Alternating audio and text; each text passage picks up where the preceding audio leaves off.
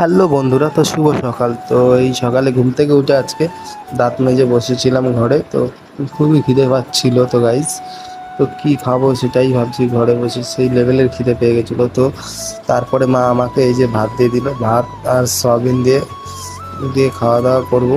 তো গাইস দেখতেই পাচ্ছ, তো এই যে এখন আমি বসে পড়েছি খেতে।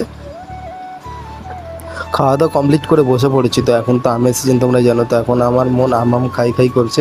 তো গাইস, তো এখন আমি এই যে দেখেছি খুব সুন্দর আমগুলো দেখতে লাগছে। তো এই আমটা এখন আমি খাবো। মাকে বললাম, তো খুব ভালো হয়। মা খেতে দিল দুটো আম। তো গাইস, তোমাদের দেখাচ্ছি আমটা কিরকম। তো গাইস, আমটা খেয়ে দেখলাম খুবই মিষ্টি, অসাধারণ খেতে গাইস আমটা। ফাইনালি সব কাজ কমপ্লিট করে খাওয়া দাওয়া করে এই যে রেডি হয়ে নিলাম আমি। তো এবার আমি বাইরে বেরাবো গাইস।